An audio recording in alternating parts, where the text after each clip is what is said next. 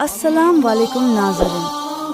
ہمارے ویڈیو کو like share اور جو حضرات نئے ہیں وہ ہمارے چینل امت نبی کو سبسکرائب کر لیجئے۔ خلاق کائنات کلام مقدس میں ارشاد فرماتا ہے انا للہ و انا الیہ راجعون، ہم اللہ ہی کے لیے ہیں، اللہ ہی کی طرف سے ہیں اور ہمیں اللہ کے طرف ہی لوٹ کر جانا ہے۔ حضرات محترم، اللہ نے ہمیں زندگی دی، اللہ نے ہمیں زندگی اس لیے بخشی کہ ہم رب کی عبادت و ریاضت کریں، رب کی بندگی کریں، رب کی تسبیح بیان کریں، رب کا شکر گزار بندہ بنے، اس لیے کہ ہمیں معلوم ہے اور ہم جانتے ہیں کہ یہ چند روزہ زندگی جو اللہ نے مجھے عطا کی ہے، بس یہ دنیا فانی میں ہمیں زندگی ملی ہے، لیکن ہمیں اس دنیا سے لوٹ کر بھی رب کی طرف جانا ہے، رب کائنات کے سامنے حاضر ہونا ہے، پروردگار عالم کی بارگاہ میں ہمیں پیش ہونا ہے، اور جب رب کی بارگاہ میں ہمیں جانا ہے، رب کی بارگاہ میں ہمیں پیش ہونا ہے، رب کی بارگاہ میں ہمیں حاضر ہونا ہے، تو بھلا ہم اس سب کے پاس جانے کی تیاری کیوں نہ کریں۔ لیکن انسان کو اللہ نے زندگی دی، انسان کو اللہ نے زندگی اس لیے دی ہے کہ انسان رب کی عبادت و ریاضت میں اپنی زندگی کو گزارے، لیکن ہم انسان دنیا کی چکا چوند میں اتنے گم ہو گئے، ہم نے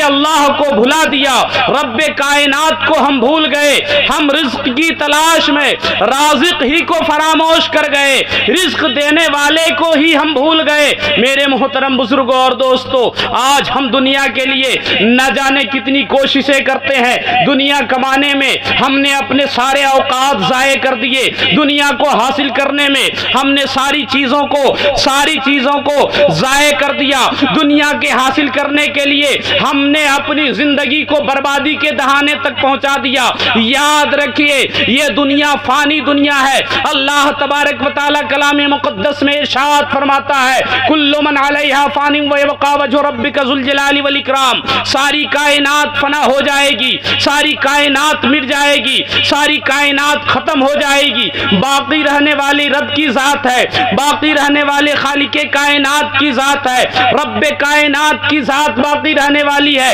میرے محترم بزرگوں اور دوستو، جب ہم جانتے ہیں کہ ہمیں اس دنیا سے جانا ہے، رب کے سامنے حاضر ہونا ہے، ہم جانتے ہیں کہ ہمیں اس دنیا کو چھوڑ کر جانا ہے، تو ہم اس دنیا میں جانے کی تیاری کیوں نہیں کرتے جس دنیا میں ہمیں ہمیشہ رہنا ہے۔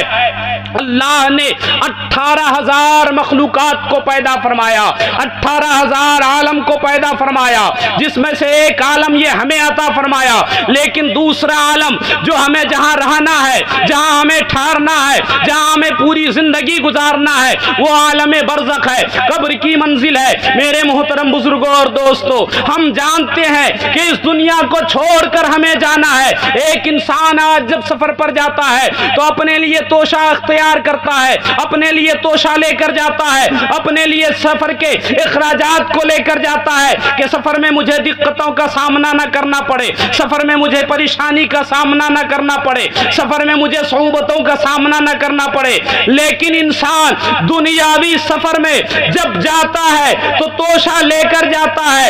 اخراجات لے کر جاتا ہے، تاکہ سفر کی صعوبتوں سے، سفر کی مشکلوں سے بچا رہے۔ لیکن انسان جانتا ہے کہ ہمیں اس دنیا کو چھوڑ کر لمبے سفر پر جانا ہے، ایسے مقام پر جانا ہے جہاں سے ہمیں واپس نہیں آنا ہے، ایسے مقام پر جانا ہے جہاں کتنے دن ہمیں گزارنا ہے ہمیں خود پتہ نہیں ہے۔ جب ہمیں سفر آخرت پر جانا ہے تو بھلا ہم آخرت کے سفر کی تیاری کیوں نہ کریں، ہم آخرت کے سفر کے لیے تیار کیوں نہ ہو جائیں۔ اور تیاری یہ نہیں ہے کہ ہم نے اکٹھا مال کر لیا، یہ ہمارے لیے تیاری ہے، ہم نے اولاد چھوڑ دیے، یہ ہمارے لیے تیاری ہے، ہم نے دکانیں سجا لی، یہ ہمارے لیے تیاری ہے، ہم نے بلڈنگیں سجا لی، یہ ہمارے لیے تیاری ہے۔ ایسا نہیں ہے، بلکہ उस सफर पर जाने के लिए आपके पास नेकियों का ज़ख़ीरा होना चाहिए, आपके दामन में नेकियां होना चाहिए, आपके नामे आमाल में अच्छे काम होने चाहिए, आपके नामे आमाल में नमाजें होनी चाहिए, आपके नामे आमाल में रोजा होना चाहिए, आपके नामे आमाल में नेकियों का अंबार होना चाहिए। यही सफर आखिरत का तोशा है। अगर आप इस तोशे को लेकर सफर आखिरत पर रवाना हुए तो इंशाअल्लाहुल अजीज आपको सफर आखिरत में न किसी किस्म की कोई दुश्वारी होगी, न किसी मुसीबतों का सामना करना पड़ेगा, न किसी सोबतों का सामना करना पड़ेगा, बल्कि आप सफर आखिरत पर आराम के साथ जाएंगे और कब्र की मंजिल को आप आराम के साथ गुजारते हुए नजर आएंगे। मेरे मोहतरम बुजुर्गों और दोस्तों, सफर आखिरत पर जाने के लिए हमें तैयार होने की जरूरत है। हर आदमी जानता है हमें इस दुनिया को छोड़कर जाना है, सब जानता है। कुछ लोग कहते हैं मर जाएंगे तो देखा जाएगा, बाद में जो होगा देखा जाएगा। बाद में क्या देखोगे? बाद में तो आपको जजा और सजा मिलेगी। जो करना है यही कर लो। अच्छे अमाल करोगे तो अच्छे अमाल का नतीजा अच्छा मिलेगा, बुरे अमाल करोगे तो बुरे अमाल का नतीजा बुरा मिलेगा। और कब्र की वो मंजिल, भयानक कोठरी, काली रात, काली अंधेरी कोठरी। आज इंसान एक घर में तन्हा हो, लाइट चली जाए, बिजली गुल हो जाए, पूरे घर में हू का आलम हो जाता है। इंसान के दिल में खौफ की लड़ी पिरो जाती है, इंसान के दिल में खौफ का आलम तारी हो जाता है और वो सोचने पर मजबूर हो जाता है कि काश लाइट आ जाए या कोई साथी आ जाए, उससे मैं वक्त बिता सकूं। जब दुनिया के घर का ये आलम है कि अंधेरी कोठरी हो,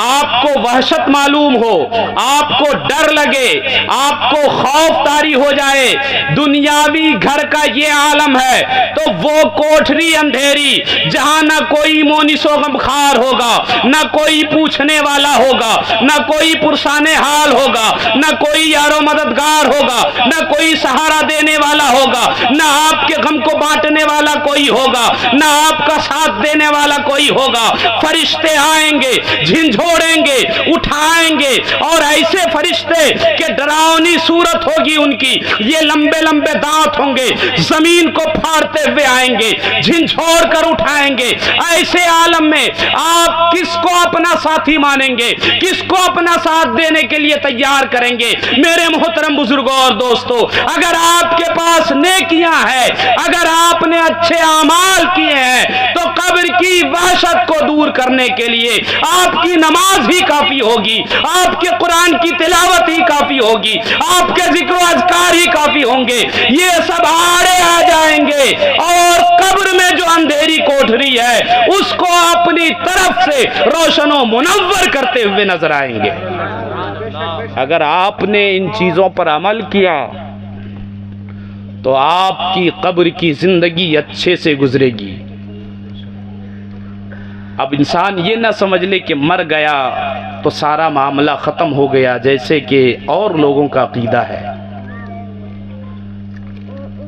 मिट्टी देने जाते हैं, पढ़ते हैं मिन्हा खलकनाकुम व फीहा नुईदुकुम व मिन्हा नुखरिजुकुम तारतन उखरा। अल्लाह ने हमें इसी मिट्टी से बनाया और दोबारा हमें इसी मिट्टी में जाना है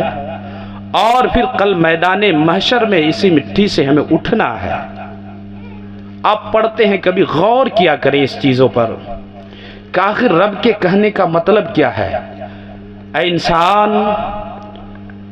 तू जो जमीन पर अकड़ कर चलता है, तू जमीन पर जो अपने आप को गुरूर और घमंडी के साथ जिंदगी गुजारता है, तेरी कोई औकात नहीं है। तू एक हराम के कतरे, एक नापाक कदरे की तख्लीक है, तेरी कोई औकात नहीं, तेरी कोई वक़्त नहीं। तू किस ज़ोम में है, किस घमंड में है। تمہیں اسی مٹی سے ہم نے بنایا ہے، جس مٹی پر تم اکڑ کر چلتے ہو، جس مٹی پر تم اکڑ کر بولتے ہو، جس مٹی پر تم اکڑ کر زندگی گزارتے ہو، اسی مٹی سے ہم نے تجھے بنایا ہے اور اسی مٹی میں تجھے آنا ہے۔ کل جب قبر میں آپ جائیں گے، آپ زمین پر اگر اکڑ کر چلے ہیں تو قبر کی پکار ہوتی ہے، قبر پکارتا ہے، اے لوگوں سنو سنو، میری زمین پر تم اکڑ کر چل رہے ہو، میرے اندر آؤ تو صحیح، میں تجھے بتاؤں گا، میرے اندر تم داخل ہو تو میں تجھے بتاؤں گا۔ اور جب وہی انسان قبر کی منزل میں جاتا ہے تو حدیث کی کتابوں میں مذکور ہے کہ اس انسان کو قبر ایسے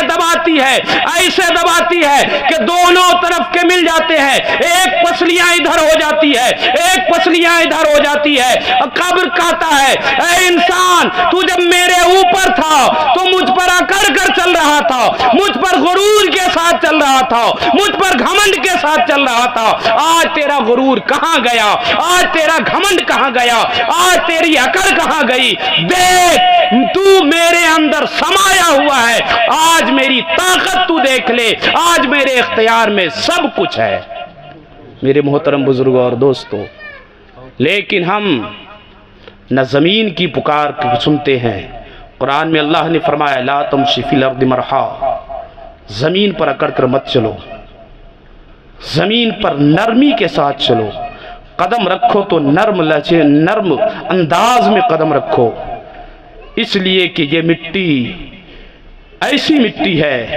کہ اسی مٹی سے ہم نے تجھے بنایا ہے اور اسی میں تجھے آنا ہے۔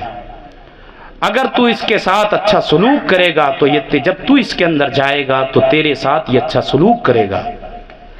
اس لیے زمین پر اکڑ کر مت چلیے۔ جب جانتے ہیں ہم کہ ہمیں مرنا ہے، ہمیں اس دنیا کو چھوڑ کر جانا ہے، تم بھلا اس رب کے پاس جانے کی تیاری کیوں نہ کریں؟ انسان مر جاتا ہے، اس کے اعمال منقطع ہو جاتے ہیں، نماز، روزہ، حج، زکوٰۃ، یہ سب منقطع، سب ختم۔ جب تک زندگی تھی تب تک یہ سب فرائض آپ کے اوپر تھے، زندگی ختم، یہ سارے فرائض ختم، یہ سارے اعمال منقطع ہو گئے۔ لیکن ایک اعمال ایسا بھی ہے جو مرنے کے بعد بھی منقطع نہیں ہوا کرتا۔ اگر آپ مر گئے، آپ کی اولاد نے آپ کے لیے کسی چیز کو صدقہ کیا تو وہ صدقے کا ثواب آپ کو ملتا رہے گا، غریبوں کو کھانا کھلایا تو اس کا ثواب آپ کو ملتا رہے گا، فقیروں مسکینوں کی دیکھ بھالی کی تو اس کا ثواب آپ کو ملتا رہے گا۔ اگر کسی مدرسے کے طالب علم کو اپنے گھر بلا کر کھلایا، نیت یہ ہو کہ اس سے میری ماں کو ثواب پہنچے، میرے باپ کو ثواب پہنچے، میرے خاندان والوں کو ثواب پہنچے، میرے تمام افراد، گھر کے تمام افراد جو اس دنیا سے چلے گئے ہیں اس کو ثواب پہنچے، تو یہ اعمال مرنے کے بعد بھی منقطع نہیں ہوتے۔ اللہ کے رسول صلی اللہ تعالی علیہ وسلم نے فرمایا کہ انسان تین چیزیں ایسی جب چھوڑ کر جاتا ہے دنیا سے تو وہ تین چیزیں اس کے لیے صدقہ جاریہ ہو جایا کرتی ہے۔ پہلی چیزیں وہ یہ ہے کہ اگر اپنے اچھے اولاد کو دنیا میں چھوڑا اور اس اولاد نے اپنے باپ کی خاطر کوئی نیک عمل کیا، کوئی اچھا کام کیا تو اس کا ثواب اسے قبر میں ملتا رہے گا، قبر میں اس کا ثواب اسے دے دیا جائے گا۔ اور اگر وہ عالم دین تھا، علم کو چھوڑا اور علم سے لوگوں نے فائدہ حاصل کیا تو جب تک وہ علم دنیا میں رہے گا اس کو ثواب ملتا رہے گا، اس کو قبر میں ثواب ملتا رہے گا۔ اور میرے محترم بزرگوں اور دوستو، اگر کسی نے اپنے لیے کوئی صدقہ جاریہ کر دیا تھا یا اس کے بچوں نے اس کے لیے صدقہ جاریہ کیا تو قبر میں اس کو اس کا ثواب ہمیشہ ملتا رہے گا۔ اس لیے اپنے والدین کے نام پہ، اپنے مرحومین کے نام پہ صدقہ و خیرات کیا کریں۔ بعض لوگ ان چیزوں کے قائل نہیں ہوا کرتے، بعض لوگ ان چیزوں کو جھٹلا دیا کرتے ہیں، لیکن صحاح ستہ کی حدیثوں کے مفہوم کو میں آپ کے سامنے رکھتا ہوں۔ یہ سب صدقہ جاریہ ہیں۔ جب تک آپ اس دنیا میں رہے آپ نے جو نیکیاں کی وہ آپ کے ذمے تھا، لیکن جب آپ دنیا سے چلے گئے آپ کے نام پر کسی نے کوئی صدقہ کیا، آپ نے کوئی کتابیں کہیں مدرسے میں دے دی، آپ نے کسی بچے کو کھانا کھلا دیا، آپ نے کسی یتیموں کی دیکھ بھال کر لی، آپ نے کسی بیواؤں کو سہارا دے دیا، آپ نے کسی غریب اور محتاجی کی غربت کو دور کر دی، تو یہ سب صدقہ جاریہ ہے۔ یہ آپ دنیا میں آپ کی اولاد کر رہی ہے، لیکن ثواب آپ کو قبر میں دیا جا رہا ہے۔ اللہ کی رحمت کو دیکھیے، اللہ تبارک و تعالیٰ کتنا رحیم و کریم ہے کہ آپ دنیا سے چلے گئے ہیں، پھر بھی آپ کے نام میں نیکیوں کا ذخیرہ لکھا جا رہا ہے، نیکیوں کا انبار اکٹھا کیا جا رہا ہے، نیکیوں کا انبار لگایا جا رہا ہے۔ پروردگار عالم نے کتنی انسان کو سہولتیں دی ہے، کتنی آرائش دی ہے، کتنی آسانیاں دی ہے کہ ہم مرنے کے بعد بھی ہمارے سارے اعمال جب منقطع ہو جایا کرتے ہیں تو صدقہ جاریہ کا ثواب ہمیں مل جایا کرتا ہے۔ اس لیے اپنے مرحومین کے نام صدقے کیا کیجئے، صدقہ و خیرات کیجئے، مدرسے کے یتیم بچوں کو کھانا کھلائیے، غریبوں فقیروں کو کھانا کھلائیے، محتاجوں مسکینوں کو کھانا کھلائیے۔ جب آپ اس کا پیٹ بھریں گے تو وہ آپ کے لیے دعائے خیر کریں گے، دعائے مغفرت کریں گے، اور اس کا ثواب آپ کو بھی ملے گا، اور آپ جن کے لیے کر رہے ہیں قبر میں ان کو بھی اس کا ثواب ملے گا۔ یہ سب چیزیں ہیں جو کرنے کی ہے، لیکن انسان دنیا کی چکا چوند میں ایسا کھو جاتا ہے کہ بس والدین مرے، رشتہ دار مر گئے، سال 2 سال ہوا گزر گیا، سارے غم دور ہو گئے، اب کون باپ تھا پتہ نہیں، کون ماں تھی پتہ نہیں، کون رشتہ دار تھے پتہ نہیں، بس سال بھر تک اس کے بعد سب بھول گئے۔ آپ دنیا میں ہیں، آپ نے اپنے بچوں کے لیے دولتیں کمائی، آپ نے اپنے بچوں کے لیے ثروتیں کمائی، آپ نے اپنے بچوں کے لیے جمع کیا ہوا دولت کو رکھا، چھوڑ گیا، لیکن وہ دولت کس کام کی؟ وہ دولت کس لیے؟ کوئی آپ کے کام آنے والا نہیں ہے۔ اگر آپ نے اسے صدقہ و خیرات نہ کیا، اگر آپ نے اسے کسی غریب اور محتاجوں کی محتاجی کو دور نہیں کیا تو وہ دولت آپ کے لیے فائدہ مند نہیں ہے۔ آپ نے اپنے بچوں کے لیے چھوڑا، لیکن آپ کو کوئی ثواب نہیں ملے گا، اس لیے کہ آپ دولت کو جمع کرنے میں ساری زندگی گزار دیے، لیکن اس رب کی نافرمانی کرتے ہوئے آپ نے بھی ساری زندگی گزاری۔ اس لیے کہ دولت کمانا بری بات نہیں ہے، لیکن دولت کو اس کے حقدار کا جو حق ہے اس تک پہنچانا یہ سب سے بڑی بات ہے۔ آپ دولت کما رہے ہیں، آپ کی دولت میں غریبوں کا بھی حق ہے، یتیموں کا بھی حق ہے، مسکینوں کا بھی حق ہے، محتاجوں کا بھی حق ہے۔ جب تک آپ اس حق کو ادا نہیں کریں گے وہ دولت آپ کے لیے وبال جان ہے۔ اس لیے دولت کمائیے تو غریبوں کی غریبی دور کیجیے، محتاجوں کی محتاجی دور کیجیے، فقیروں اور مسکینوں کا سہارا بنیے۔ دولت کمانا بری بات نہیں۔ آج کل کے خاص کر دور میں نیکی بغیر دولت کے ممکن ہی نہیں رہ گیا، میرا جہاں تک تجربہ ہے، باقی اور بھی الگ بات ہے، لیکن آپ کو نیکیاں کرنے کے لیے دولت کی ضرورت پڑے گی۔ آپ صدقہ و خیرات کریں گے، دولت چاہیے۔ آپ کسی یتیموں کی یتیمی کو دور کریں گے، اس کے لیے دولت چاہیے۔ آپ محتاجوں کی محتاجی کو دور کریں گے، اس کے لیے دولت چاہیے۔ تو ہر محاذ پر نیکیاں کرنے کے لیے دولت کی ضرورت ہے، اس لیے دولت کو کمائیے، لیکن حق حلال کی دولت کمائیے، حرام و ناجائز کی دولت مت کمائیے۔ میرے محترم بزرگوں اور دوستو، جب ہم اور آپ کو معلوم ہے کہ ہمیں اس دنیا کو چھوڑ کر جانا ہے، اس دنیا کو خیر آباد کہنا ہے، اس دنیا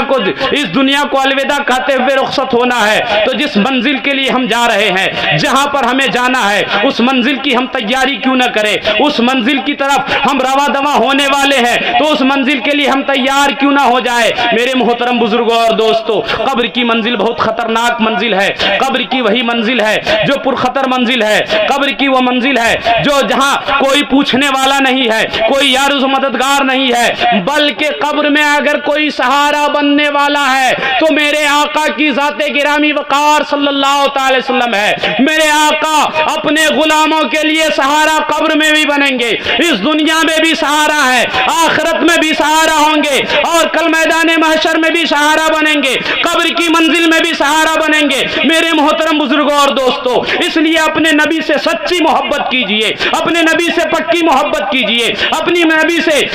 نبی سے الفت رکھیے، اس لیے کہ بغیر حب مصطفیٰ کے آپ کا ایمان ہی مکمل نہیں ہے۔ جب آپ کا ایمان مکمل نہیں ہے تو بھلا آپ مومن کہلانے کے حقدار کیسے ہیں؟ میرے آقا ارشاد فرماتے ہیں لا یؤمن احدکم حتی اکون احب الیہ من والدہ وولدہ والناس اجمعین، تم میں سے کوئی بھی اس وقت تک مومن کامل نہیں ہو سکتا جب تک کہ سب سے زیادہ مجھ سے محبت نہ کر لے، اپنی آل و اولاد میں، اپنے خیش و اقارب میں، اپنے والدین میں، اپنے ملنے جلنے والوں میں، اپنے رشتہ داروں میں سب سے زیادہ مجھے محبوب نہ بنا لے، اس وقت تک تمہارا ایمان مکمل نہیں ہے، تم کامل مومن کہلانے کے حقدار نہیں ہو۔ جب ہم کامل مومن نہیں ہے تو بھلا ہم مومن کہلانے کے حقدار کیسے ہیں؟ اس لیے اپنے نبی سے محبت کیجئے، جو اپنے نبی سے محبت اس دنیا میں کرتا ہے۔ میرے آقا ارشاد فرماتے ہیں کہ انسان دنیا میں جس سے بھی محبت کرتا ہے کل میدان محشر میں وہ اسی کے ساتھ اٹھایا جائے گا۔ اگر آپ اپنے نبی سے محبت کرتے ہیں تو کل میدان محشر میں نبی کے ساتھ اٹھیں گے،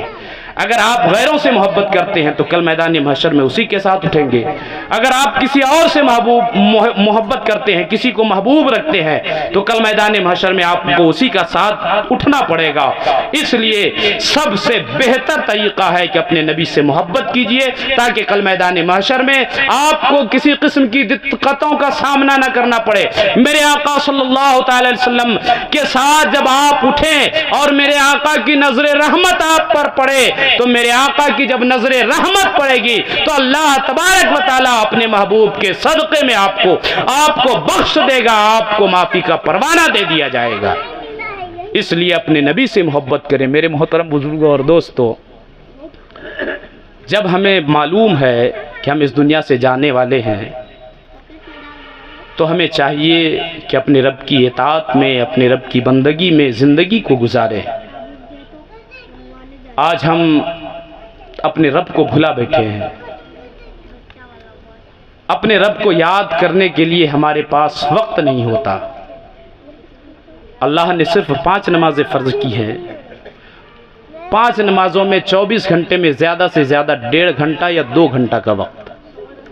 24 گھنٹے میں سے 22 گھنٹے آپ کے صرف 2 گھنٹہ رب نے مانگا ہے، صرف 2 گھنٹہ، لیکن ہم سے وہ 2 گھنٹے بھی نہیں رب کے لیے نکل پاتے ہیں۔ جس رب نے ہمیں یہ زندگی عطا کی، جس رب نے ہمیں دولت و ثروت دیا، جس رب نے ہمیں کھانے پینے کی، پہننے اوڑھنے کی ساری آشائشیں مہیا کرائی، جس رب نے زندگی کے سارے اسباب ہمیں دیے، ہمیں اسی کے لیے وقت نہیں ہے، ہمارے پاس اسی کے لیے ٹائم نہیں ہے۔ یاد رکھو، اس رب کی رحمت کی نظر اگر مڑ گئی تو سن لو، زمانے کے لوگ تباہ و برباد ہو جایا کرتے ہیں۔ یہ تو نبی کونین کا بے انتہا فضل و کرم ہے، اور اپنے آقا کا احسان مانو کہ اللہ ہم پر عذاب ظاہری نازل نہیں فرماتا، ورنہ آپ اور انبیاء کرام کی امتوں کا حال دیکھ لیں، اور انبیاء کرام کی امتوں کے حال سے واقفیت حاصل کریں کہ کسی کو بندر کی شکل دے دی گئی، کسی کو بدصورت بنا دیا گیا، کسی کو پتھر کی مورتیں بنا دی گئی، کسی پر آگ کا آسمان سے آگ نازل ہوا، سارے کے سارے جل گئے، کسی کو زمین میں دھسا دیا گیا۔ یہ رب کا عذاب آتا تھا۔ یہ تو رسول گرامی وقار صلی اللہ تعالی وسلم کا بے انتہا کرم اور احسان ہے کہ امت محمدیہ پر اللہ تبارک و تعالی ظاہری عذاب نہیں دیتا، ورنہ ہمارے اعمال ایسے نہیں ہے، ہمارے اعمال اس لائق نہیں ہے کہ ہم ہم اللہ کی بارگاہ میں